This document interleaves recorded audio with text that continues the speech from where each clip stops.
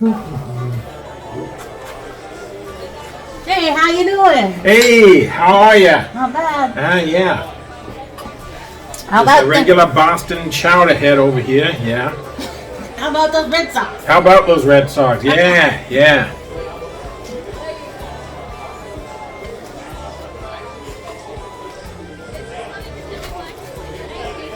Yeah, yeah. You know, I'm just here having my beer in this bar, down in Boston, South Boston. Yeah, so anyhow, yeah.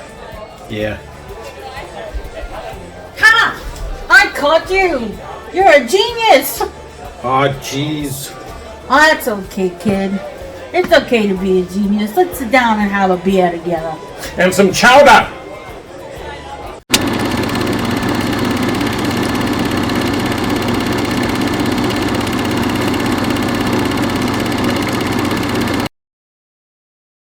Hello and welcome to Random Movie Time. Today's feature is the 1997 drama Good Will Hunting, directed by Gus Van Sant, written by Matt Damon and Ben Affleck, and starring Matt Damon and Ben Affleck, and Robin Williams, and Minnie Driver, and Stellan Skarsgård. This tells the story of a troubled young man from Boston who's a certified genius, but thanks to some deep-rooted emotional trauma, he can't imagine himself leading anything than a life of manual labor, and after getting in trouble with the law, he's asked to see a psychologist played by Robin Williams, who's tasked with bringing him out of his shell. So what did you think of this movie, Shannon? I wasn't that impressed with this film. It was a mystery to me how it gained such acclaim. Apparently this was Matt Damon's last university assignment. He was writing a screenplay for his last assignment for when he was at Harvard University, and this is what sprouted out of it. He kept the general idea, but then Ben Affleck came along and helped him write the screenplay, so they wrote it together. And it really does feel like a draft. It doesn't feel like a final product. It's really choppy. There are a lot of things that go on in the film. You don't have time to relate to the characters. The relationships seem a bit shallow, with the exception of, I would say, the main character, Will Hunting, and Robin Williams, the therapist that he's sent to. But even then, that relationship could definitely have been more developed. There's a romantic interest played by Minnie Driver, and again, it's just very like they meet in a pub one night. They have a bit of fun, but you don't really see anything develop there. I thought it was kind of superfluous, that little subplot, because it didn't really add anything to the story. And it just felt like, you're in the scene, then all of a sudden somebody drops an emotional bomb on you, and then they cut away to another scene. And you don't have time to process it, and you don't really understand where this big emotional bomb is coming from most of the time.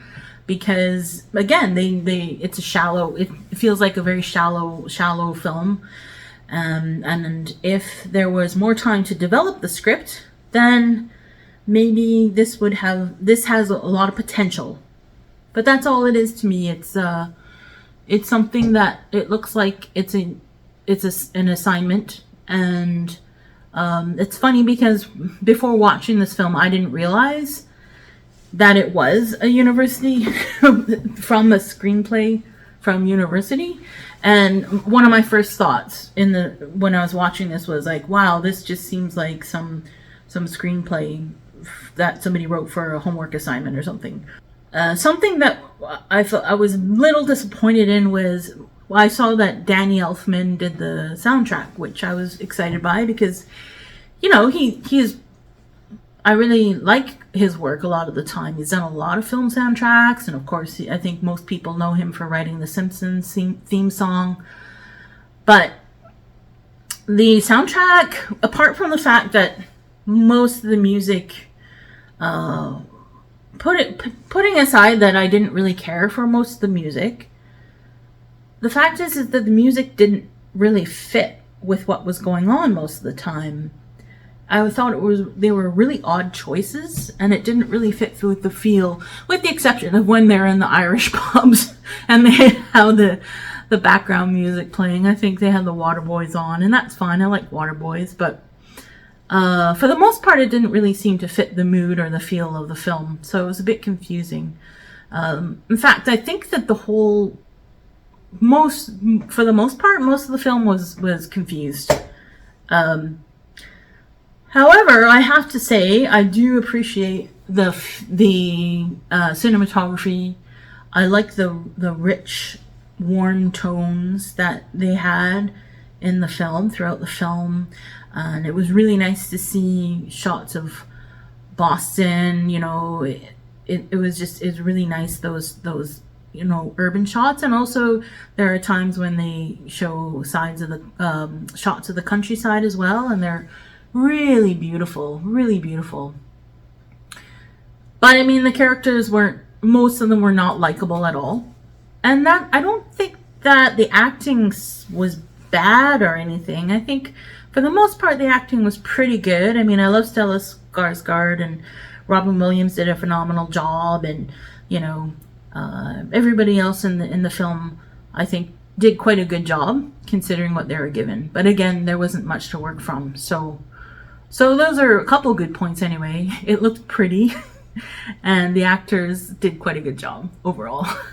So yeah, and it's set in Boston, and it South Boston gives that. They try to give that flavor. Well, I mean, it's a big part of the script.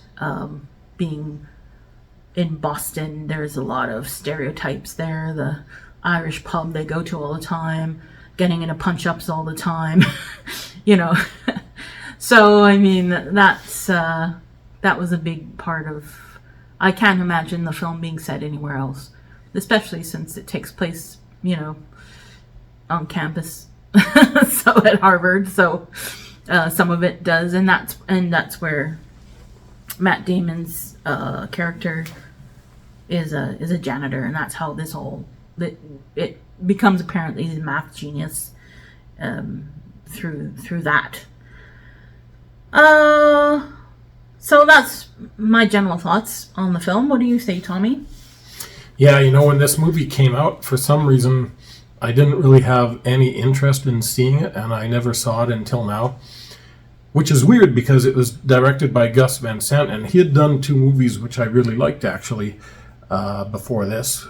Drugstore Cowboy and My Own Private... Sorry? That's a good one. My Own Private Idaho. Yeah, so you'd think I would have been looking forward to seeing it, but for some reason, just something about it, the promotion, the ads for it, it struck me as something that wouldn't interest me. And now I can see that I was proved right. Like you said, it really feels like, an assignment, and that's what it was. I never thought Matt Damon or Ben Affleck were particularly strong actors. I mean, Matt Damon's good in some things when it's the right part, like he wasn't bad in The Martian. I don't know if I've ever seen Ben Affleck be really good in anything. Apparently Argo is good. I kind of want to see Argo, and he directed that as well. Yeah. But other than that, I think they're both kind of forgettable actors. They don't push their limits, it seems like. They don't really... No. You don't really see them go outside of their comfort zone. Right. And this seems like the kind of story that would seem like very dramatic and, uplifting and moving and purposeful to an 18-year-old, but in reality it's not. So I was very surprised at all the accolades and all the box office this movie did. Minnie Driver's okay in this. Probably the best actor is Robin Williams, and Stellan Skarsgård was good in it too. He could have had a somewhat bigger role. I think they didn't need to have two sort of mentors like they had in the script. Like, they could have just had one of them, and either one of them would have been a great choice, either Stellan Skarsgård or Robin Williams. That's the other thing, is Stellan Skarsgård and Robin Williams characters, they have their own backstory too. Mm-hmm. And I felt that was a bit unnecessary, and it detracted from what they were trying to maybe, yeah, say. So yeah, he could have taken Stellan Skarsgård. Maybe he could have taken a step back after the initial, after the start of the movie, and moves on to the second part of the movie. Mm-hmm. He probably could have taken a step back and not really be involved much anymore after that. But then again, you've got Stellan Skarsgård, so you probably want to use him as much as you can. It's true. Yeah, and the music, as you said, by Danny Elfman. I've always thought Danny Elfman was a bit overrated. I kind of liked his theme for Batman, and, The Simpsons is okay. But here it was really boring. This was like very, very forgettable soundtrack. Cinematography was okay, Gus Van Sant, he knows how to set up shots and all that, but really all the characters were just assholes, and so I wasn't rooting for. And the stupidest thing about this movie was the title, because I always thought, they were talking about something, goodwill hunting, looking for some goodwill in the world, which could make sense. But the character's name is Will Hunting, and I'm like, Jesus, that's the stupidest thing I've ever heard of. Like, and then to call the movie Goodwill Hunting, I was like, whatever. But yeah, it's a stupid name. Yeah. But I mean, if they were trying to make it like that way, like if they were trying to, describe the character as Will Hunting, and then describing how they're trying to find goodwill regarding the character or regarding the people around him. Right. I mean, that's a possibility too, but it really did not come through very clearly if that was the point. Yeah. The only other movie I can think of with a stupider title off the top of my head is there's this movie called Poetic Justice. And that is about a woman named Justice who is a poet. And she didn't know it. So, yeah. Anyway, yeah. Sorry to say, I know lots of people love this movie. I know it's considered a real classic. It didn't do anything for me.